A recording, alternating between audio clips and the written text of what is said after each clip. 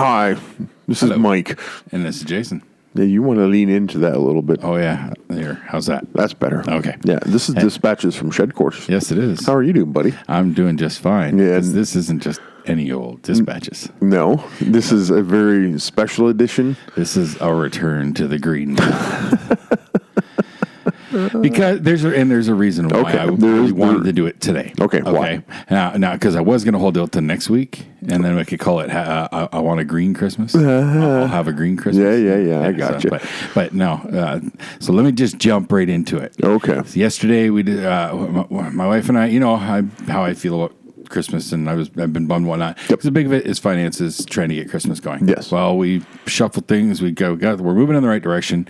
We went Christmas shopping yesterday. You did at the Devonshire. Oh, nice. That's we're going to find a lot more stuff, like different options. Yeah. At a place like that. Yes. You're not going to find that around Chatham anymore. No. So yeah, we took the day up there. I've been in the Chatham Mall recently, and there's 3 stores upstairs. 2 of them sell food. Last time I was there, I was noticing that the upstairs was really empty. Yeah. But the downstairs isn't far behind. The Chatham Mall it's dead. It's sad. It's very, very sad. Very dead. I have very fond memories of that place. Oh, absolutely. My mom worked at Japan Camera Center, which was just off of the food court. Mm-hmm. From the day they opened until the day Japan Camera closed. Yeah. My mom was there, and I think that had to be 10 years. My mom worked in the mall. She was a kitty cobbler, a kid's shoe store. Okay. And when that closed... I remember that place. There was an arcade. Electronic Encounters right next door to Japan Camera Center. Yeah. And I spent way much time in there. So much time in that arcade. My mom, when the shoe store closed, she went to the arcade for a little bit. Oh my God, that's another place where I recognized her and never realized it was your mom. Yeah, it was. She would have known me well from there. Yeah. Yeah. It was just more like. She goes, well, I got a job at the arcade. And I went, you do realize what an arcade is, right? Yeah, but you're going to hate. And this is in the old days where they were really noisy. Yeah. These are the big cabinet ones. And big cabinets and usually multiple pinball machines. Just wall-to-wall people, I can remember spending so much money on the Terminator 2 pinball. Oh yeah, that was because it was one of the first that had like an interactive, like a simple video game on the little dot screen there. My jam was. Do you remember that? It was a 4-player, like a Dungeons and Dragons game. Like there's warriors about to die, and there's Gauntlet. No, was it Gauntlet? I got top down perspective. I think it was Gauntlet. 4-player. Gauntlet. That was my go-to one right there. That game was awesome too. Yeah, spent so much money on that game. There was a game, and I didn't play it a whole lot because that type of game I sucked at. Yeah. Especially when I was a kid. We're talking like 8-10 years old. Cliffhanger, it was called. Oh yeah, and it was like a Dragon's Lair, animated, choose your adventure type of situation. But this one was an anime of like a kind of James Bond kind of story. But it was an anime. I know exactly what you're talking about. I have looked for because Dragon's Lair got ported to multiple different systems, including a DVD-ROM. Which I own. I have a copy of that. So you can just watch. You're watching the DVD, and then when you have to make a choice, it's either reverse or forward. Oh, neat! So it's a DVD-ROM, but it's got its functions so that the function buttons do something different. That's cool. So yeah, it would. How many times have you beat it? It's been so long. I think I beat it like 6 times just because I could never beat it back in the day. No, it was impossible. So once I figured out the pattern, and then I confirmed it online. The internet was a thing by the time I had this. Yep. So I did it like 6 times over like a week period just to like fuck you. You may have stolen my childhood, but you'll never get me now. You won all the previous battles, but the war wasn't over, baby. So Devonshire Mall. That's what we're talking about. So they have a Sunshine Records there. Yes, they do. And a coworker of mine had told me about an album he just got at Sunshine Records, and I'm pretty sure he said in London. And he said it was the last one they had so when he told me what it was, I know it's a limited thing. Okay. And he got the last one they had. But we went to Devonshire. Yeah. So I asked the guy, he looked, nope, they didn't have one. Damn it. But he said, hey, why don't you try Dr. Disc on Oulette? Give them a call. So I did. And the guy said, I'll have to look. I think we do. I'll get back to you. What's your number? Blah, blah, blah. So we're walking the mall, and I'm checking my phone every 10 seconds, checking. And nothing. I got like some sort of telemarketer call or something randomly, okay? But nothing, right? Yeah. But I had voicemail waiting. Sure enough, he found it. Nice. So, yeah, I bought myself a Christmas present when we were out Christmas shopping. Well, that's what you're supposed to do. So, holy crap! Look at that. One of only 3,300. Whoa! Jay and Silent Bob Reboot, the original motion picture soundtrack in vinyl. Not just any vinyl.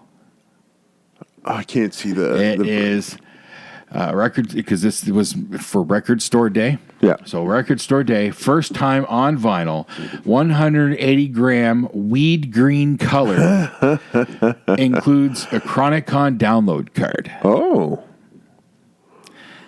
Let me see this. Yeah, baby.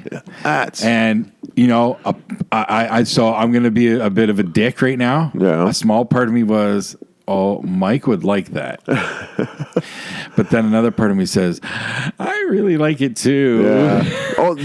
And finding another one is going to be near impossible. Goodbye, horses. If you're reading it, it looks like they must do a segment. Here's a sound clip from the movie. Here's a song. Sound clip from the movie. Here's the song. Well, they did that with the Clerks. Did they? Yes. I've never actually listened to the Clerks soundtrack. So side A, Reboot, Goodbye Horses, Out of Order, Social, Want Me to Order, Movies Song,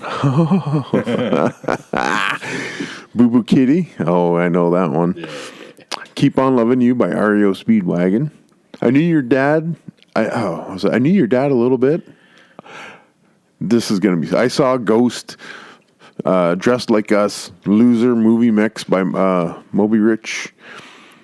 Stop This Reboot, Good Morning, 3 Days, I'd Die Without You, the director, Smodcast theme. Oh, nice. Mm-hmm. Oh, MC Chris, okay. Yep. Yeah. The Dishes Are Done. Shecky Don't Like It. Name's Back. Come On My Way. Oh, this so cool. I know. Very cool. I know. So, guess what's coming with us on February 1st? Yeah. No, that's awesome. You're not going to open it, are you? That's where I needed your advice. Where do I want the signature? Do I want it just on the plastic? Is that okay? No. Or no, if you want it signed, yes, you're going to have to open it. Then it's fucking getting opened. Yeah. There's no way around it. No. I'm getting this signed. I'm getting it signed. Yeah. You're going to have to take it out of the plastic. You're going to do what I did. Here's what I'm going to do exactly. Okay. Yeah. We're going to be there. It's going to be out of the plastic. And as soon as they walk out that door, I'm just going to be holding it above my head like John. John Cusack. Yeah. Yeah. Because these are limited. 3,300 worldwide, according to something Google. Like I found an article, a Vinyl Direct or something like that. Mm-hmm. It says 30 original release 3,300. Nice. Then what you're going to want to do once you get it signed, you're going to go to Michael's and have it sealed again. And they have record vinyl sized picture frames. I was thinking about. I was already thinking about finding a frame, and I'd already had that in my mind. But they have them for records. Yes. Okay. That's what my Clerks one that I had Kevin sign, where I've got the ticket stub from the 200 and Kevin's autograph on the Clerks soundtrack album. Very nice. So yeah, and it's in one of those frames hanging on my wall. See, that's where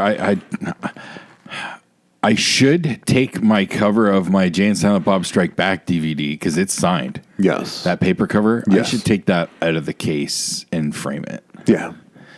You want to protect that stuff.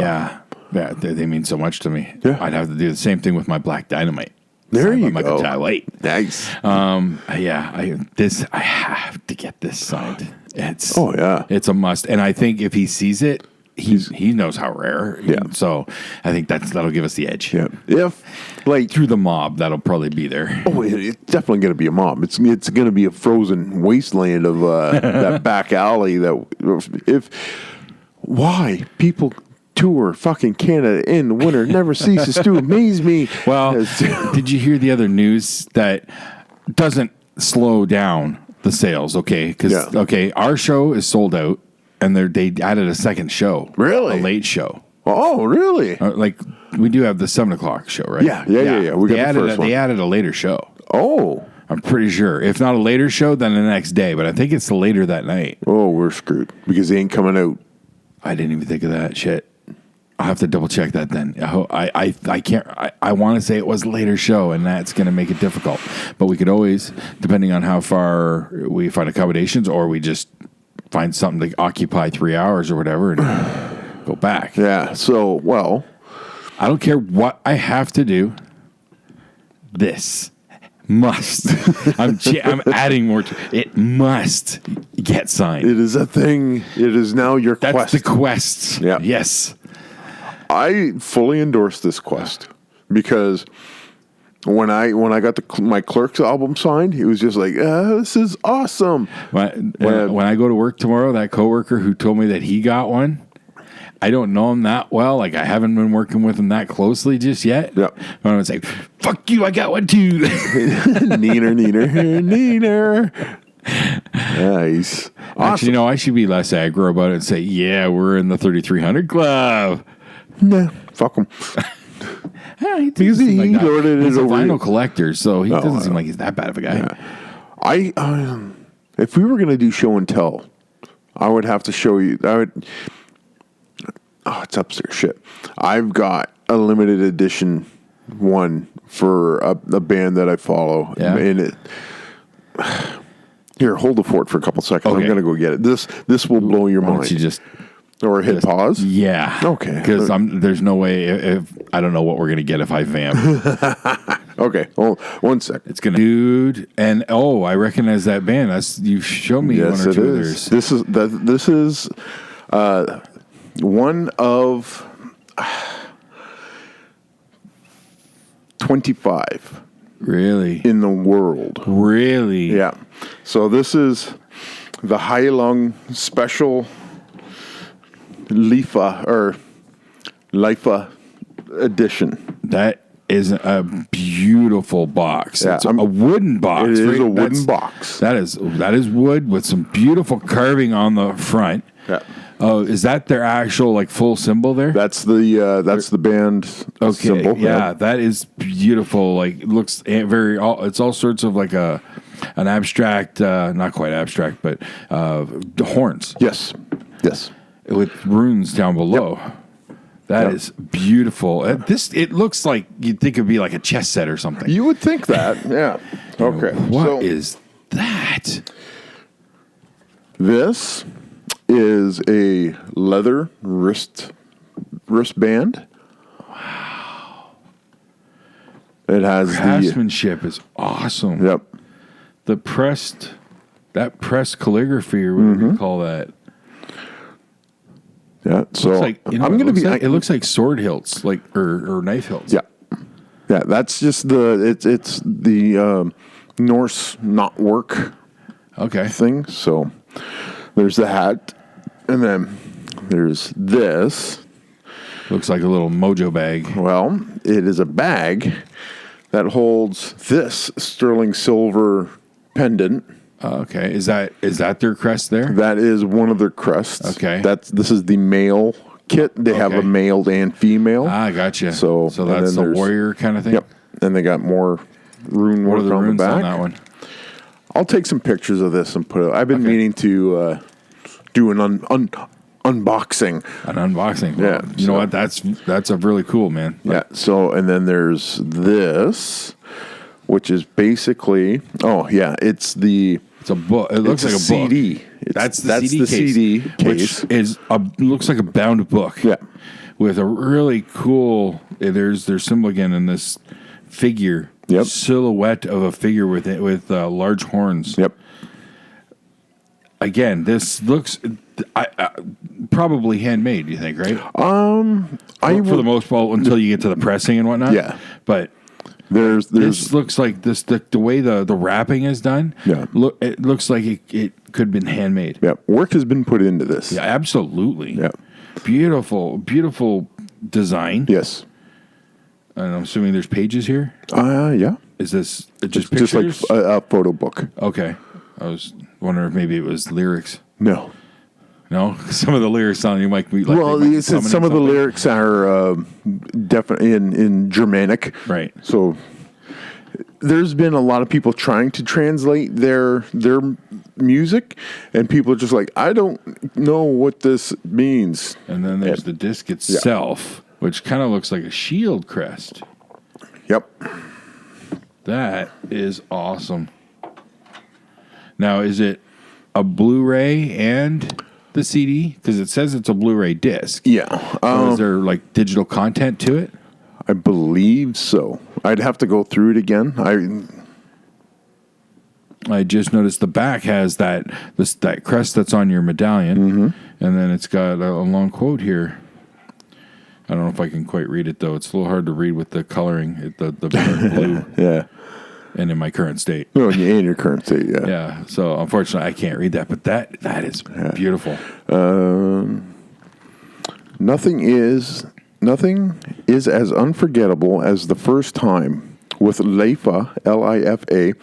We took the very first ritual performance of Heilung at Castlefest in the Netherlands. So this is their performance. Okay. So this is the Blu-ray of their performance. Would that be the performance that you've shown me on YouTube? Probably. Okay. A lot of that stuff is getting.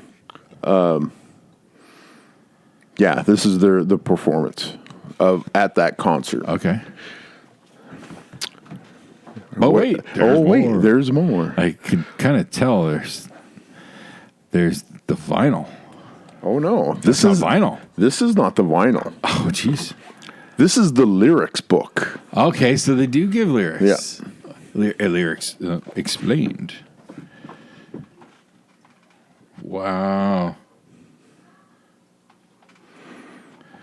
All in that like Celtic calligraphy style.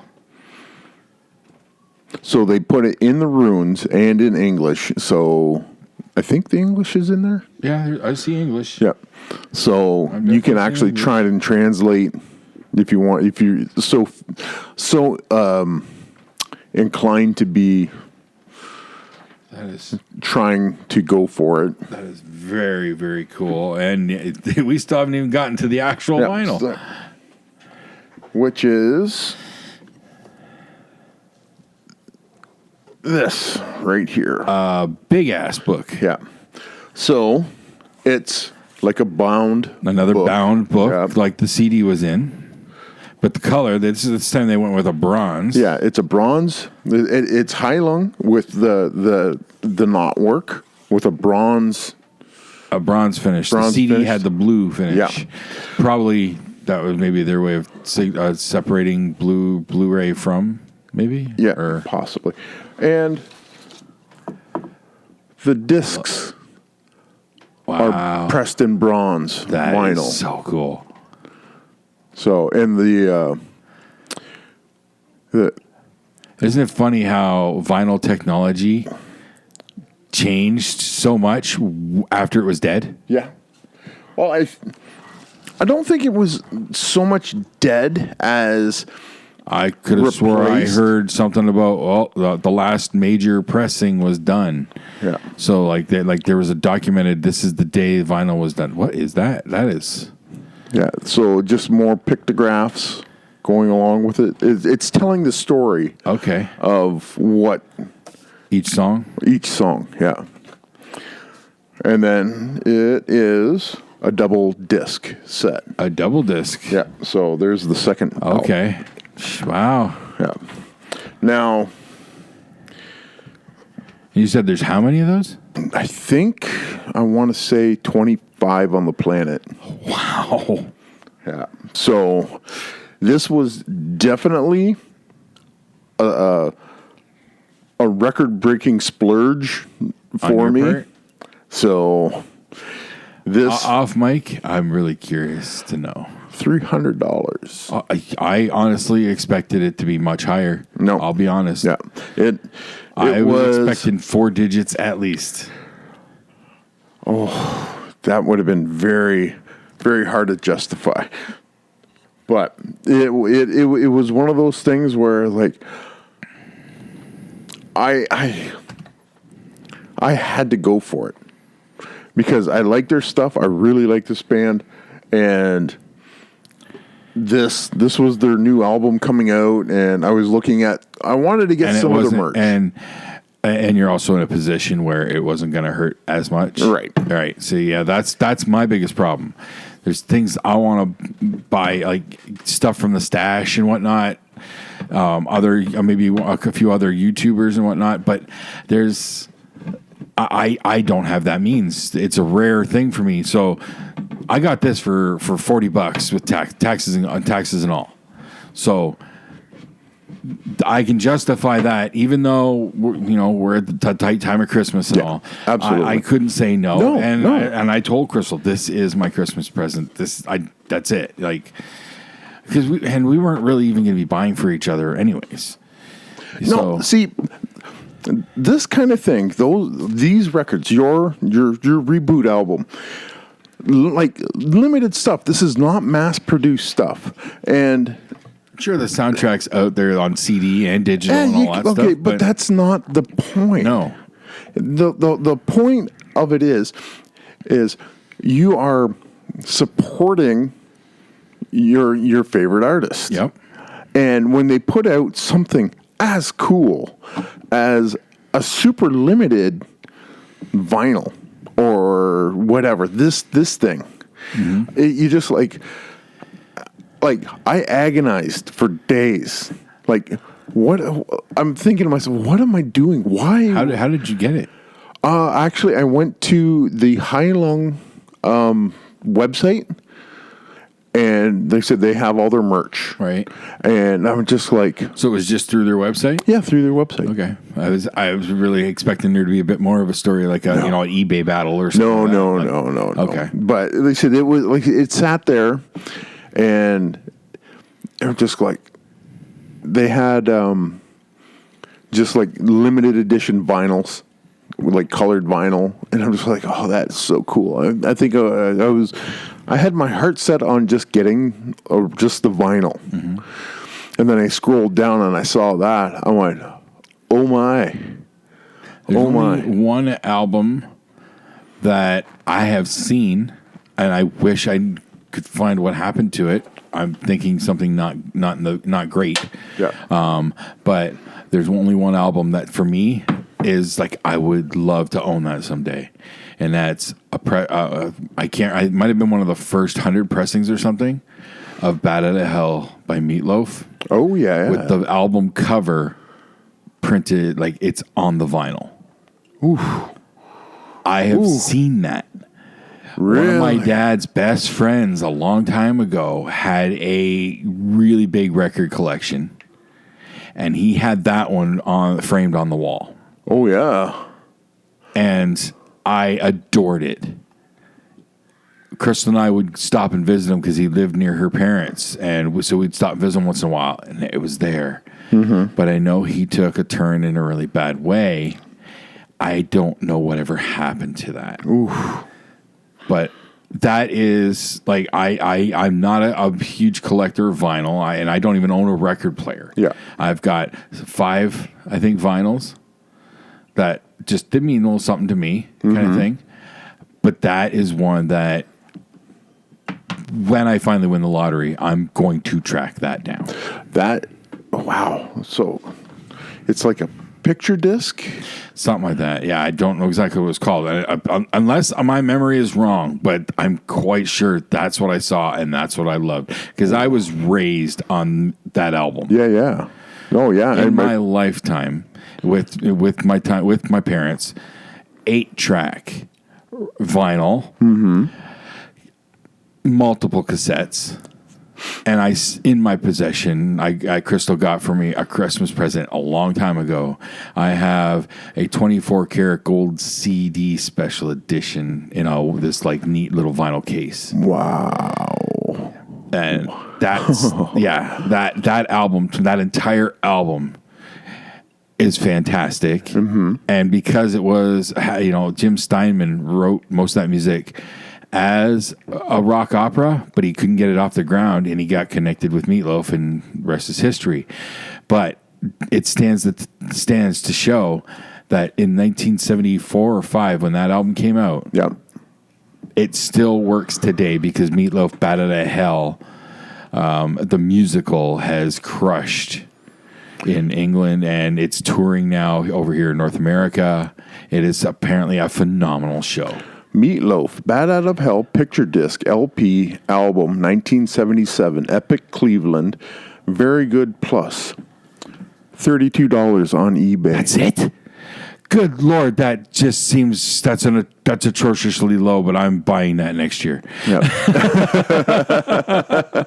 Yeah, 30. That's actually that's US, but this is eBay. I don't care. Canadian eBay. That's well below what I would have expected it to be. I will. Okay, I've never bothered to look because I expected it to be much higher. Yeah. Okay. There's 1, 2, 3, 4 on eBay. Starting at 32, 78, 60 is the highest, and then there's still. I expected it to be at least 4 digits, if not into 5. I think you're overestimating the vinyl market. I think it's the number of pressings and whatnot was probably much, much higher than what I originally had heard. But then again, my memory of that is very, very hazy at best because we're talking 35 years ago. Yeah. So. It's a cool looking picture disc. I want it. Yeah. I absolutely want it.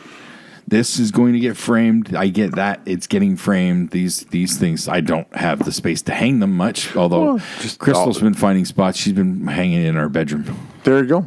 So all you got to do is put one nail on the wall. My Hammonds, my Dan Hammond stuff. Oh, the pages. The lumpy characters. The lumpy of me, from his sketch drawings for the CK Expo comic.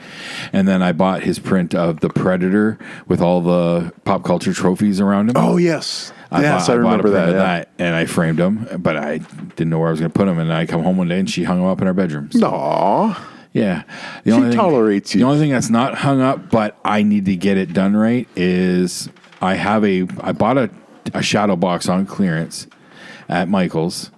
And I've tried to mount my Jay and Silent Bob Super Groovy Cartoon Movie T-shirt that I bought when I saw it in Chicago. Yeah. And I've got my ticket stubs and everything. Yeah. And I have it in shadow box, but I don't know how to hang the shirt. You could probably... It's not right. And that's why I don't have it hanging anymore. Yeah. I've never gotten around to trying to YouTube it to see because I know there's going to be instructions. I just don't know if I'll be able to follow them. Sid, you would probably take like a piece of cardboard to put in the shirt. I did that, but it's not hanging right. Yeah, it's droopy. Oh, so I don't know what I did wrong. I've never gotten around to take it to Michael's and get it professionally done. Yeah, but that might be pricey. I don't know. It's something I gotta get done sometime soon. Yeah. It's been sitting that way for 2 years or more now. So. But at least I do have it in there.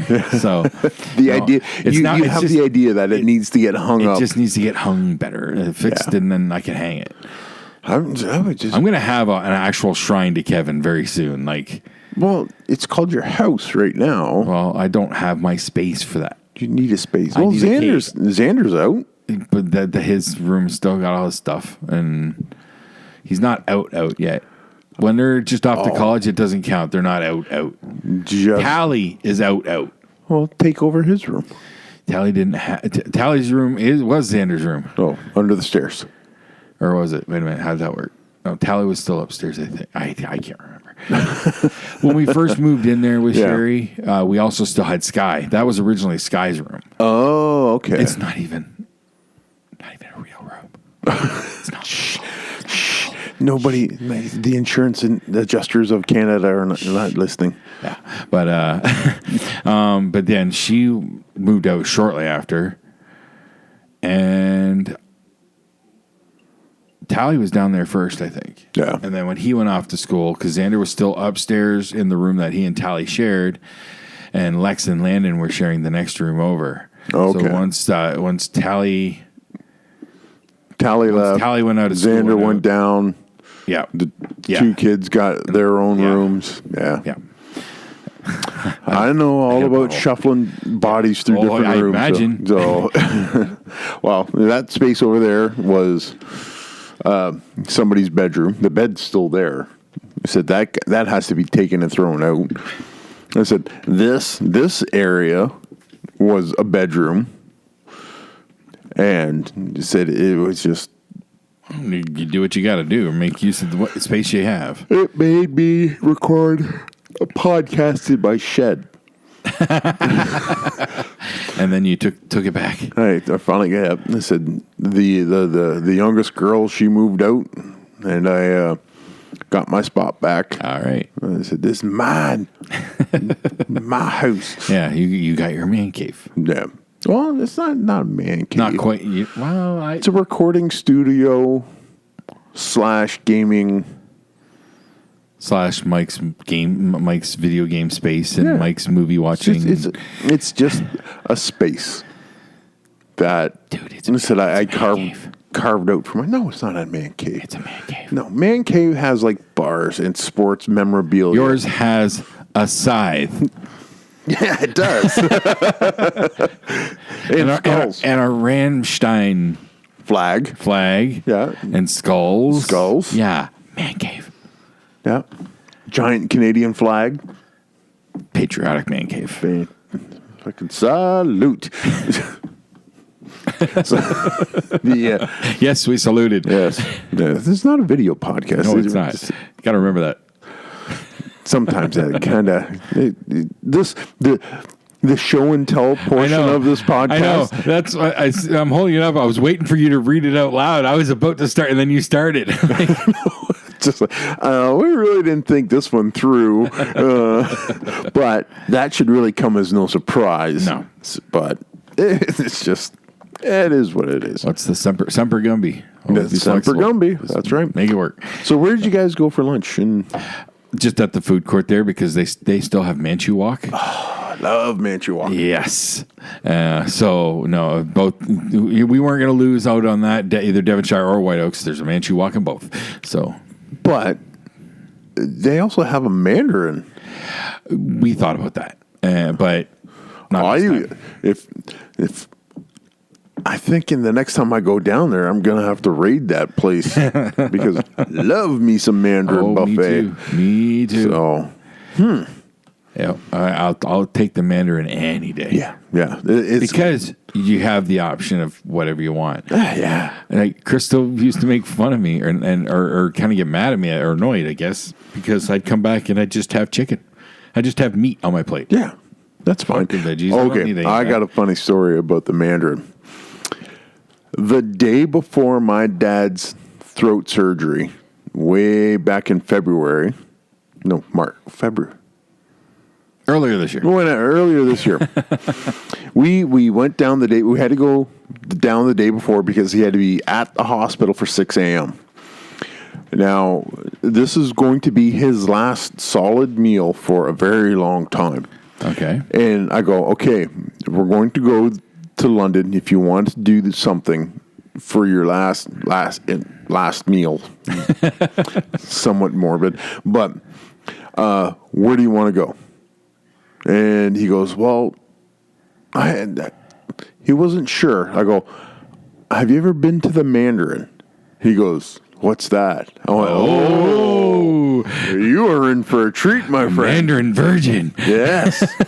So I told him about it. I go, it's a buffet. He goes, oh, I like buffets. I went, no. This is the buffet of all buffets, the mother and father of buffets. Outside of Las Vegas, the Mandarin is the way to go. And we get there, and right off the bat, he grabs a koi fish out of the pond. Yeah, no, not that. But he said you can eat anything in here. Standing on the side of the thing, swatting it out of the stream like a fucking grizzly bear. But we walk in, and he's looking, and he goes, all of this? I went, yeah, all of this. He goes, well, how much can you take? I went, until you're fucking full. And even then, go back and get some ice cream because it'll fill the gap. Always, every time, never fails. I get ice cream before we leave. Never fails. Yeah, so. And you're right. It's because it fills in the gap. They said it's just. They said all the lumpy food. They said there's still room in there technically. So pack it down. You jump up and down and pack it down. That's why I like that Crystal doesn't let me drive on the long drives. Oh yeah, because then I can be in the passenger. Go, I'm dying. I got a food baby going. The food coma. Food coma. Yeah, but he went in there and. He just I was like, what can work? What? So you went to the one on Wellington? Yeah, right across the street. Because there's one in North London. Yeah. And their layout's different. So it'd be like, there's one. And then you go into there. Whoa, there's more. Yeah. Like they have it split into like 2 rooms. Really? I think so. That's what I remember seeing. Because they had, I think it was like all your main stuff, and then your dessert stuff was in the next room, kind of thing. Like it was like an L, I think. Oh, I'm gonna have to check that one. I think I could be remembering. We only went there once. We always just go to Wellington. Yeah, it's easier. Yeah, well, we went to the north for we were on that side for something. And they were there's a Mandarin. Yep. So yeah, that's exactly how it went down. Food, so much food. The especially great to go January, February for Chinese New Year. Yes, they always have a few extra special dishes. Yeah. That. They have some great dumplings. Oh. Yep. Dim sum. This has turned into a Mandarin commercial. Dear Mandarin, if you are looking for people to sponsor, Dispatches from Shekors would totally love to. Absolutely. I've never had a bad experience at the Mandarin. No. The only bad experience I have at the Mandarin is leaving. Yeah. I agree with that statement. Yeah, I just, I'm not full. Oh, yes, I am, but I don't want to leave. Yeah. You're going to have to start having like wheelchairs or gurneys or forklifts to just carry moving sidewalks. Yeah, there we go. There you go. Ejector seats. Ooh. You're right by the window and out you go. Well, maybe if you've been in there too long, it's just like, all right, you're done. Out you go. Ejectocito, cuz. Fast and Furious 2. Okay. What? That's what Tyrese says. Okay, I believe you. I did not believe you about that. Hey. What? Did you watch The Mandalorian? Yes. What'd you think? Well, it's The Mandalorian. I really dug this episode. It was a really cool, different episode, and the addition of some very familiar faces, actor wise, like Bill Burr. I'm just like, Oh, yes, of course, Bill Burr. Bugged me the whole episode. I couldn't figure out who the big demon-looking dude was. Clancy Brown. Yeah, I'm like, who the hell is it? Who is it? It's like right there. I did, and then I saw the credits. Like, fuck! Yeah, I knew it. Because he's for once he did something different with his voice. Yes, he doesn't do that very often. No, he'll drop the timbre a little bit, but you can still tell it's him. This is something totally different. When I saw him in his makeup, I went, I know that dude. And he said I had to wait till the end credits, and then I went, oh yeah, okay. So the 3 X-wing pilots, that showed up. Did you catch who they were? No. Those are past directors of episodes of Mandalorian. Oh, I don't pay that close attention to the director I didn't names. either, but like I said, I watched a YouTube breakdown of it, and they said, "Oh, these 3 pilots are past directors." That's pretty awesome, actually. Yeah, so they're keeping it pretty tight with the. That is really, really cool. Now, what did you get the alien vibe off this episode? A little bit with the cat and mouse game, hide and seek with Baby Yoda and the robot. Yeah, sure. That was going to, and then the was it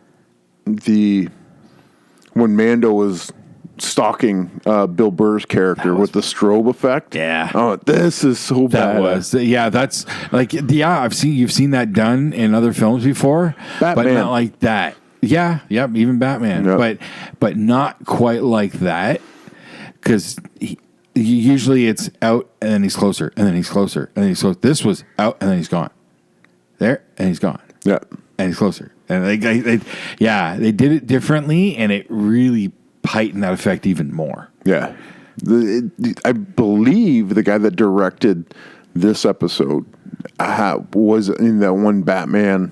I think it's Dark Knight Rises. The one with Bane. Yeah, Dark Knight Rises. I think the director was involved in Dark Knight Rises. Okay. So that's where he lifted that idea. Well, it's not even lifting it from that. No, because it's been done in horror movies and stuff. And they said it just made that scene so much better. I think there was that 15-second horror film contest. Mm-hmm. I'm pretty sure they did that effect where guy turns off the hallway light, and at the end of the hall, there's what looks like a woman standing there. Okay. So he flips the light on, and he can't see her, and then every time he flipped down, they were closer and closer. But it was when it was dark, you could see them. Yeah. That kind of thing. And then at the very end, it was like a bloodied woman attacking him kind of thing. Very cool. But yeah, they did it in a 15-second short. Cool. But yeah, that's a really cool effect, and it was very effective with the Mando. The fear of the dark is an inborn thing, and I said it just when you know somebody's stalking you, and the lights keep going on and off, it just freaks you out that much more. Yep. So it was done with great effect, and the Baby Yoda scene where he was like trying to force. Wasn't sure. Okay, the droid had found him, and he put his little hand up, and we're like, "Oh, what's it gonna do?" Yeah, and then the Mando shoots the droid. Yeah, I was expecting like more of a force crush. I don't know if a crush. I was just more expecting like the droid to just like a brain seizure kind of thing, for a droid. Something along those lines. That's what I was expecting. Yeah, but we got Mandalorian shoot him in the back of the head. So, and then good stuff. And then he takes the little ball off the stick from the past 2 episodes ago and gives it to him to play with. I like the idea of the timer where when the New Republic guard presses the button and they go, the X-Wings are coming to destroy this thing that we're in. And that just shows me how cold-blooded the New Republic is, because you have a prisoner ship and then one dude presses a button, then 3 X-Wings show up and annihilate it. My guess is that, well, the logic I would expect there is that ship was carrying the worst of the worst, and if they've already got their chance to turn things around, to get better graces, whatever you want to call it. Yeah. They've already had their chance. They're captured now. They're paying their penance. Or maybe they're on their way to trial. What about innocent until proven guilty? I would think that no, they were on their way to a penal colony. They were. You said penal. That's right, I did. If they're on their way to their final destination, this is where they're going to be spending this is where they have to spend their remaining time served, whatever. I had a final destination moment on my drive home today. Oh, a logging truck in front of you? No, it was a combine with the corn things, like the giant things they were up, and it was like right about, it would be head level kind of thing. It was like, Jesus. I'm gonna go by you now. Yeah. I'm just sitting there going, oh, this is some Final Destination bullshit going on right here. I've seen that meme multiple times now. It's people driving behind a truck with the logs or pipes or something. I've seen Final Destination too many times. Oh, but some of that stuff is just like, too real. Yep. Although the best one like that is where guys, they're driving and there's a semi-truck tow happening in front of them. Oh. So the front of the truck is facing backwards. I've seen those. And the wife is sleeping in the passenger seat. Yes. Yes. Lays on there. Oh, my God. Yeah. That's terrifying. Yep. Because it probably didn't smell very good. Oh, no. Oh, absolutely not. But it would be worth it. It would be worth it. They're stopping at the next truck stop to hose the car out. And the husband's laughing the whole time. So worth it. Yeah, worth it. Oh, damn. So what else is new? I don't know. I do know. Crisis on Infinite Earths. Oh, yeah. For the most part, I'm liking it. Yeah. But I'm sensing disappointment in that. Not just me. It's getting a lot of dislike. Really? They hype certain people and whatnot, and we've okay, I wasn't expecting much, but Burt Ward we saw for 10 seconds. Really? It's in the opening. It's in the very beginning when they show multiple Earths with the wave hitting, kind of thing. So, he was really quick. The one a lot of people are pissed off is Tom Welling's scene. Superman. We already have the current Superman. Yeah, and then we already at that point we already had Brandon Routh as Superman. Okay, because he's playing Golden Age. Okay. Brandon Routh's actually playing double duty in this show because he's still brought Ray Palmer with the Legends. So he's pulling double duty with this. Yeah. So we have those two Supermen. Lex Luthor got his hands on the Book of Destiny, and he's using it to go and kill Superman. Oh. And that's not the crisis, though. This is just what's happened because the Monitor pulled Lex Luthor into this. Has Luthor been introduced in the past? Yes, on Supergirl. On Supergirl, yes. Okay. And it's John Cryer. Really? It's awesome. Oh. Was not expecting it. He's fucking awesome. Wow, I never would have expected John Cryer. He's playing an awesome Lex Luthor. And that's not just my opinion. That's pretty well established. Very cool. Okay. So he's trying to kill. He's trying to kill all of the Superman.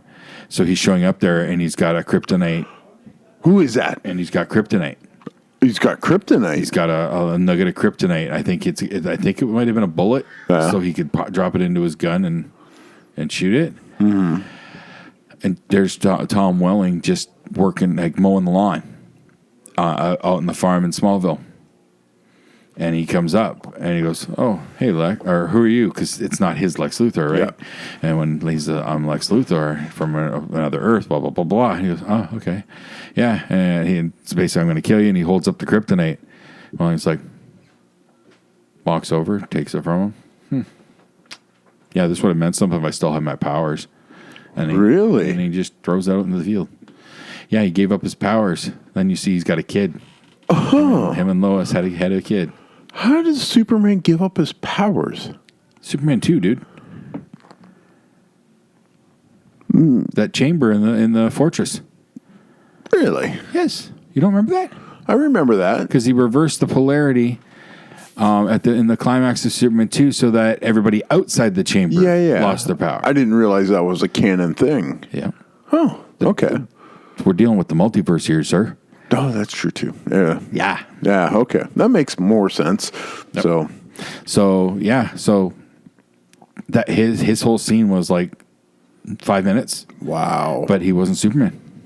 He was just Clark Kent. Wow. No wonder people hate. A lot of people really disappointed with that. Now, a lot of people are disappointed with the writing, and I would agree. It got better. There's 3 episodes so far. We have to wait for the last 2 a month. What? They're making us wait a month for the finale of the Crisis. Are marketing. They trying to fix it in post?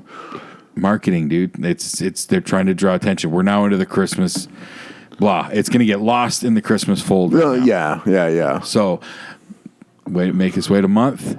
We're all chomping at the bit. What's next? How's this going to work out? Blah, blah, blah. So many questions. But ends with a neat cliffhanger and all. So. But to me, it's sounding like it's disappointing. If you put this back a month, you might lose the jazz that you had going into it. No, people are chomping at the bit. Even though this is, I'm pretty sure I saw a headline that said it's being considered the weakest of the crossovers that they've done so far. Huh. And that's kind of saying something because I wasn't a big fan of the Dominator one a couple years ago. Yeah, well, I remember trying to follow. I was watching Flash. And they had one of the big crossovers, and they had Supergirl and Ray Palmer, and a bunch of those came in. Mm-hmm. And I was like, "Oh, this is kind of cool." I'm waiting for the next. Like, I go to the next episode, and it's just a straight up Flash. When they do because when they do it, it starts on one show, and next carries on the over. Next show, usually in the same week. Sometimes they split it between 2 weeks. Yeah. Because this one, the first episode was Supergirl. Okay. So, and you can actually tell from the writing because it was more Supergirl centric. So to me, that's the worst show. Well, okay, maybe not the worst show, but a weak show. It's a weak show for me. Yeah. I've been disappointed with Supergirl for a long time now. So would they have the writing team of each show handle their episode of probably? Oh man, you got to start here, end here, get us in between, fill in these gaps, something like that. That sounds like a terrible way to do that. I could be wrong. I honestly don't know for sure because it's not. This isn't each episode. It wasn't Supergirl. This is chapter 1. It was Crisis. They're just calling it Crisis on Infinite Earths. Okay.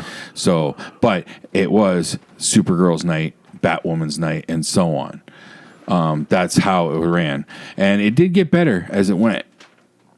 Not by a long shot, though. But they did do a few neat things. Like I enjoyed Kevin Conroy. As the live Batman? Yep.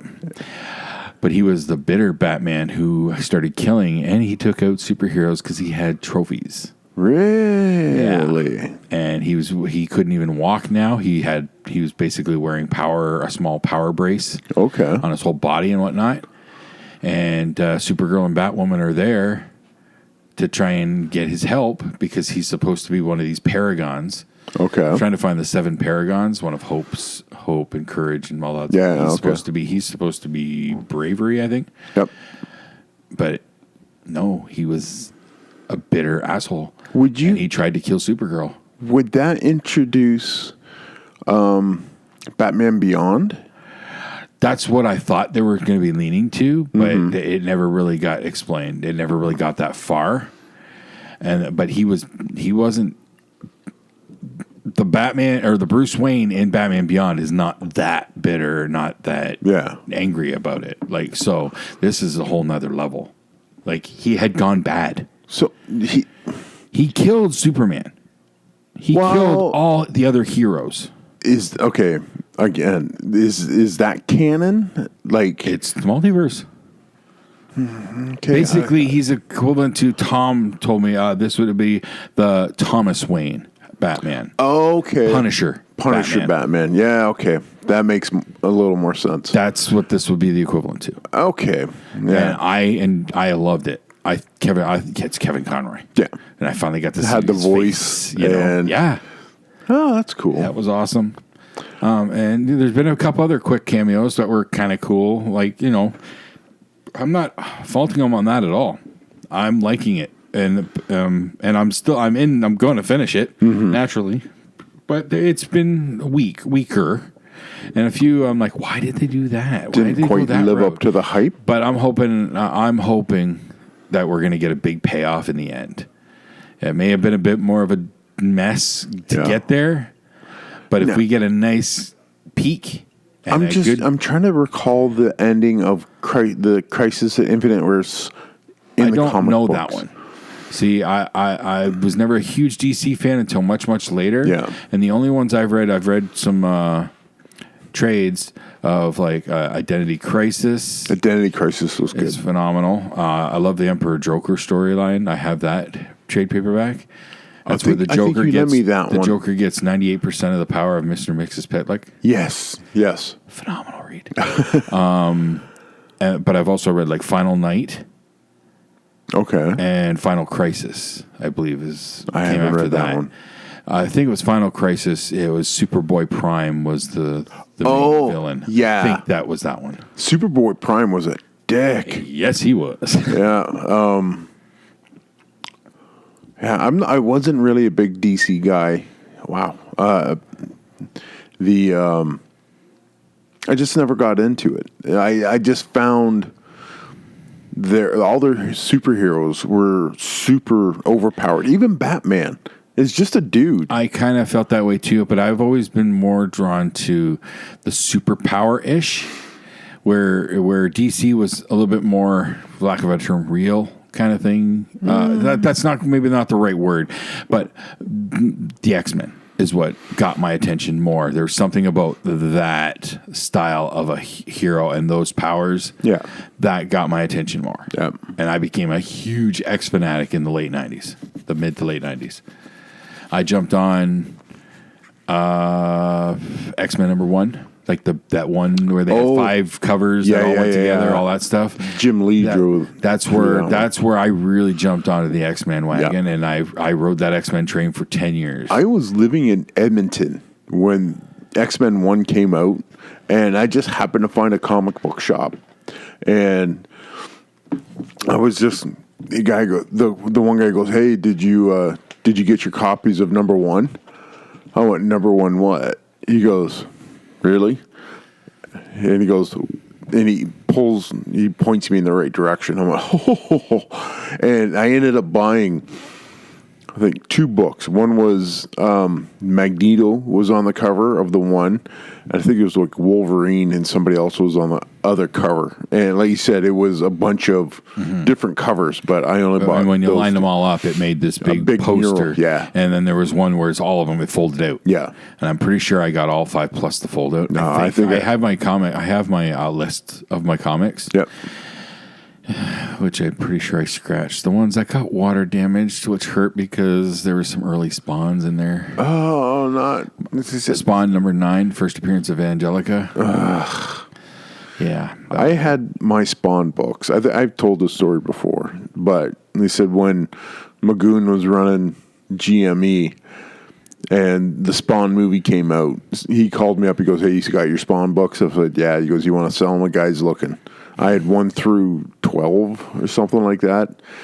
The guy just paid me like $250 cash for all those books. That's it.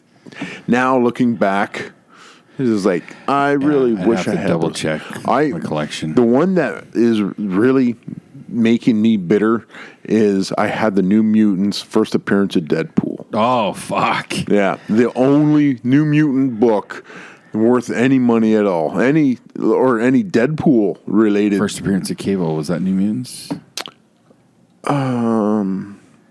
No, the first appearance of Deadpool was Deadpool and Gideon. Those were the first appearances of those two characters.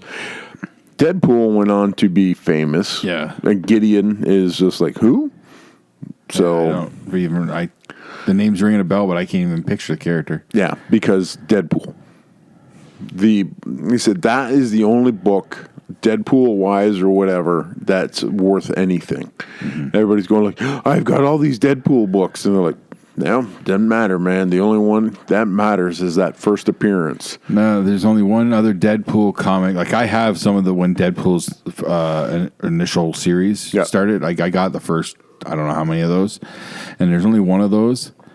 I'd keep the number one, of course. But if somebody were to buy them, there's one I would keep, and I can't remember which number it is. But it was a fantastic read because it was so weird. Oh, yeah. Deadpool gets the power of Thor. Oh, really?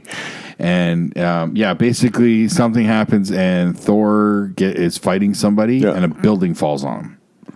Okay. And Deadpool goes over to check on him, and there's the hammer. And he picks the hammer up? He picks up the hammer, and poof, he has the power of Thor. So he's mucking around, having his fun, doing whatever, right? And then Loki shows up. Uh-oh. And messes with him. And then you find out that and then Thor shows up and kicks his ass with the real hammer. Because Loki was messing with Deadpool. Yeah. It wasn't Mjolnir. Just fake. It was Majeeber. Oh, Majeeber. He looked there was a label hanging off the the wrist strap. Yeah. There's a label, and it didn't say Mjolnir. It said Majeeber. I guess it'd be Meeber. Mjeeber. That was such a fun read. Yeah. That was a fun read. I would keep that one. The one of all the comic books that I've had, like I said, I used to collect G.I. Joe comic book. The one that I know I had, and I wish I would still have it, is the wordless one. It's a Snake Eyes centric book. Okay. And basically it's Snake Eyes infiltrating a Cobra installation, and there's no words. Wow. And my understanding is it was either a printing error. But how do you print an entire issue run? Are you sure it's a printing error? Because that sounds like on point. Yeah, like to me, it's like this was on purpose. Like there was no sound effects. It was just that sounds questionable. Then, yeah, no sound effects at all does make it sound like a printing error, or at least, or no.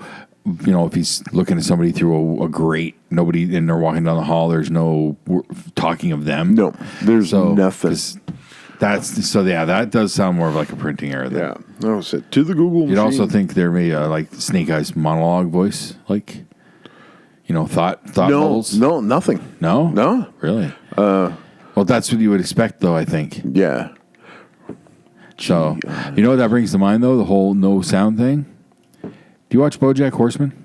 Yes. The underwater episode. That was something else. One of the best half hours in television. Yes.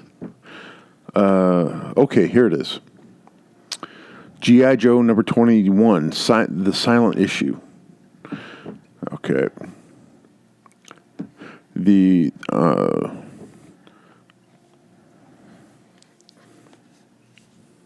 Okay. Okay. Oop. Nice classic cover there. Yep. 4 colors. Great comic book. That's okay. The silent issue.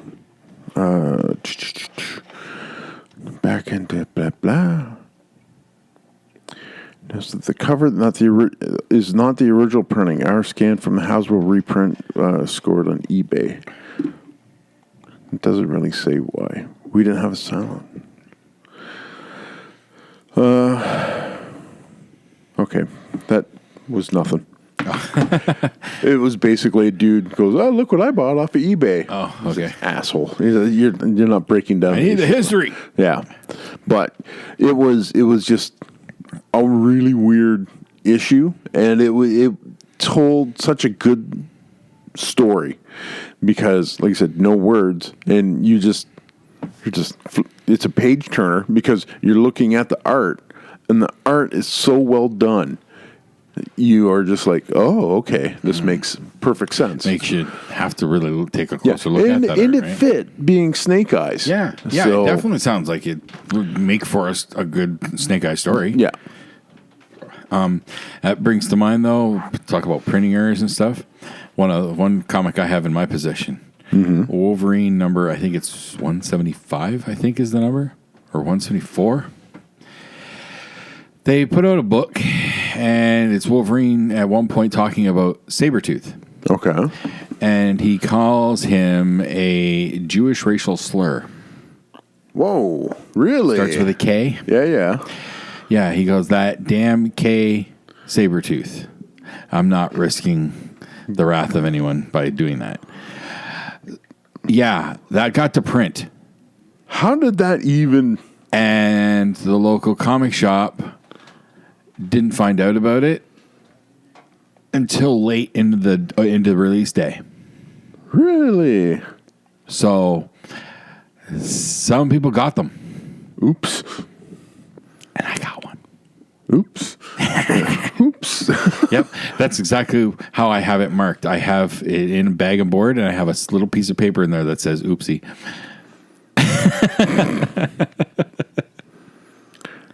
Okay, here it is. Actually, it's Wolverine 131. 131. Yeah. Issue features a genuine error where instead of the word killer, the anti-Semitic word that starts with K made it into Wolverine's description of his arch-enemy Sabretooth. The recall was unfortunately too late to prevent the inevitable bad press for Marvel. Mm-hmm. Oops. Yep. Oops. And I got one. How do you... As an editor, somebody was asleep at the wheel. Yeah. Oops. Yep. So, have you ever done a price search on that? A long time ago. It wasn't much. It wasn't much at that point. It wasn't a big issue. A lot of them got a lot of no. It wasn't, and it didn't have no other telltale sign, other than that's the only thing that makes it stand out. Okay. And I don't know how many. I've never actually seen the number as to how many actually got out. So don't bother. Well, they made it sound like the entire print run got out. Well, yeah, they probably didn't get much back. How many dealers and like shop owners do you think are going to do it? None. How many of them are going to? I'm going to repack and send these back. Probably not. No. You know. Well, yep. There it is. Though the ceremony was interrupted by one of our closest foes, known as Sabretooth. That doesn't even... No. It does not fit. Nope. So that's the cover? Yeah, that's the one. Okay.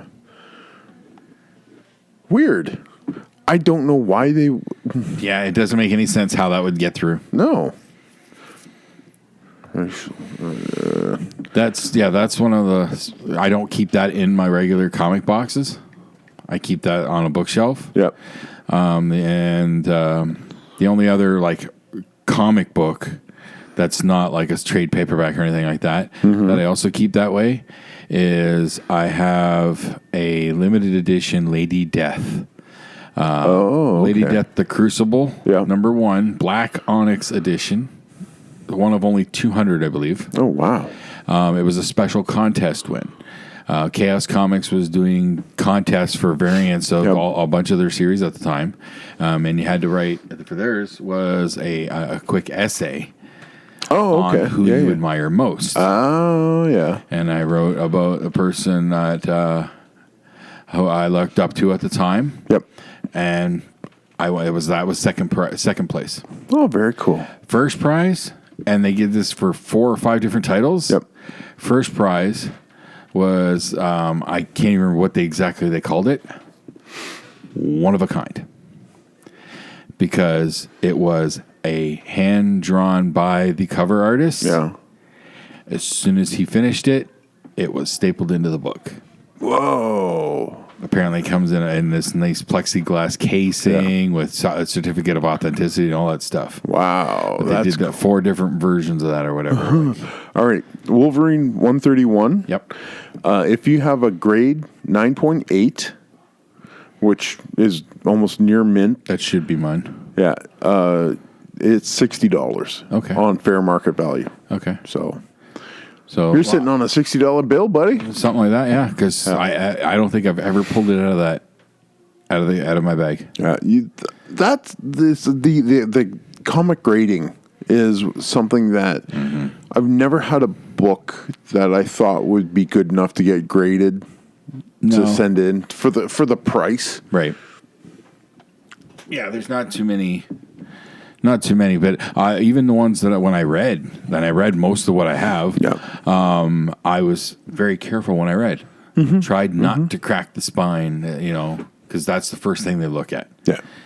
They look for pen marks on the cover, and they look at the spine grading. The spine. Ear, like dog ears or chips or anything like that. So I was super careful reading my comics. I just short of wearing rubber gloves. Like Sheldon.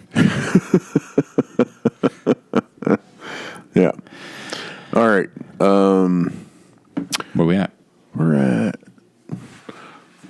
at time. Okay. Yeah. Cool. I said I got a couple would you rather's. Sure. Then we'll get out of here. Okay.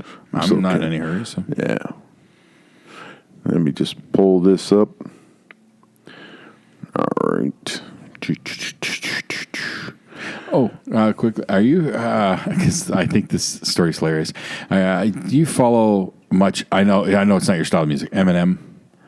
Like you're familiar with who Eminem is, I am familiar with Eminem. And he's like really good at freestyle. Yes. And you don't mess with Eminem like other rappers coming at him. I saw 8 Mile. Okay. Have you ever heard of Machine Gun Kelly? I am familiar with that name, yes. Did you hear what happened between them like a year ago? I heard there was a beef of some sort. Yeah, and then Machine Gun Kelly does a diss rap at Eminem. And Eminem came back with the infamous kill shot, which it was. Our Eminem is arguably considered to be the best at that. Like he is the greatest of all time. I've heard it many, many times from many different places. You don't step to Eminem in that way. No. Well, somebody has decided to now. To step up to Eminem in the battle rap diss track. Yeah. Huh.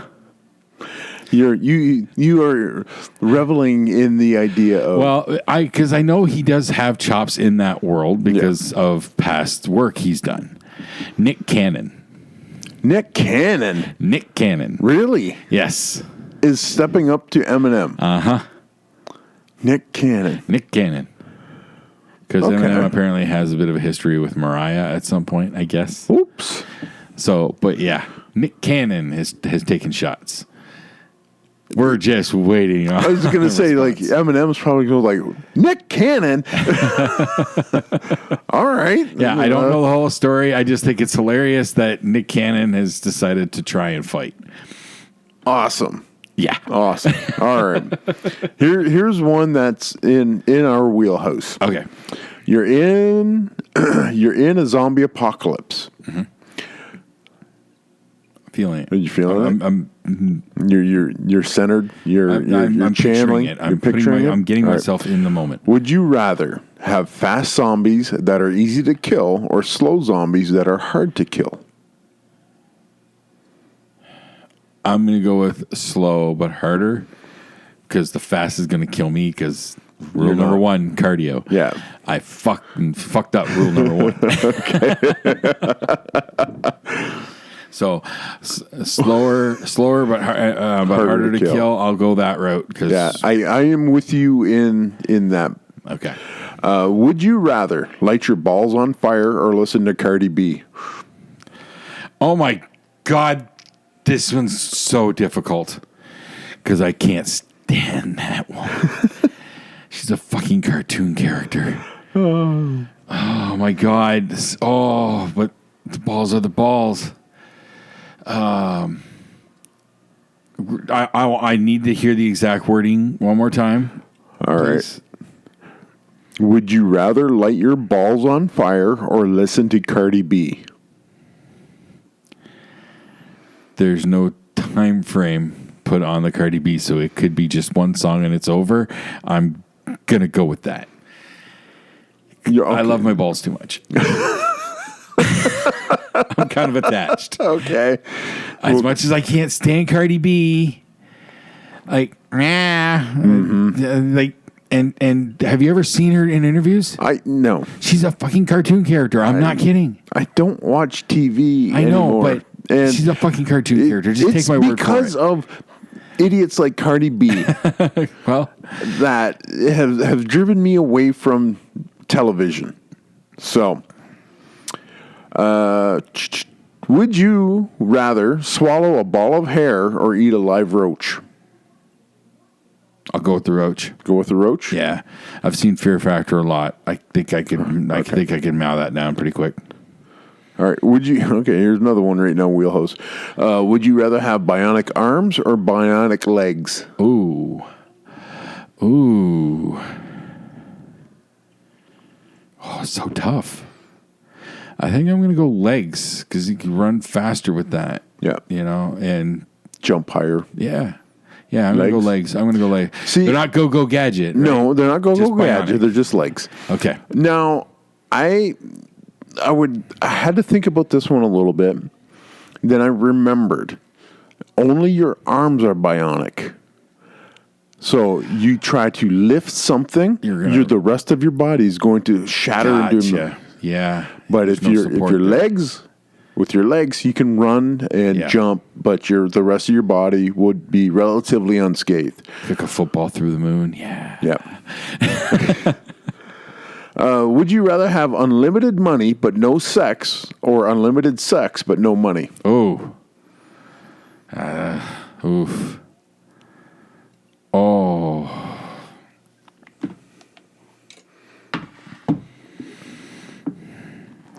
The fact that I'm at next to no sex and no money in my current situation does not help this. Define sex. Sex, dude. You're not Bill fucking Clinton. You know what about masturbation? That's not sex. We're talking intimate relations with a person or thing of what that you. As long as masturbation's not included, then I'm going no sex. Give me the money. No sex, money. No sex. Give me the money. Okay. I'll just be a cuck. I'll just sit in the corner, eyes wide shut. All that. Yep. As I'm sitting on my throne made of money, on my golden statuesque iron throne knockoff. Golden statuesque iron throne. Yeah. There's a whole bunch of words that don't make a lot of sense when but I'm just trying to get my point across. Give me the fucking money. All right. I can watch. I can get a subscription to every porn site. I'm set. I'm set. I will personally subsidize Fleshlight. hot and cold running fleshlights all over the house. I'm gonna have to invest in my own lube company. I get it, but I have unlimited money. It doesn't matter. It doesn't matter. Yeah, you would have to do Gatorade because you have to replenish your fluids and. Yep. All right. Okay, we can do that. That makes all the sense in the world. See, I get that's only as long as masturbation is not considered as sex. I think in the context of the question, right here.